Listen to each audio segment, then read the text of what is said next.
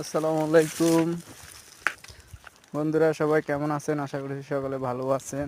দেখেন ওমানের প্রাকৃতিক সৌন্দর্য। একটা পাথরের গুহার মধ্যে কত সুন্দর একটা মধুর বাসা। বাসাটা অনেক বড়ই আছে। তো এই বাসাটা ভাঙার পরে প্রায় 2 কিলোর মতো পাওয়া গেল মধু। আর মধুগুলো সেই আসলে আমাদের সকলের মধু খাওয়া অতীব জরুরি। মধু একটি প্রাকৃতিক শক্তি সম্পূর্ণ ওষুধ। এটা আপনার শারীরিক সক্ষমতা তৈরি করতে সাহায্য করে, বিভিন্ন রোগ বালাই থেকেও আপনাকে দূরে রাখবে।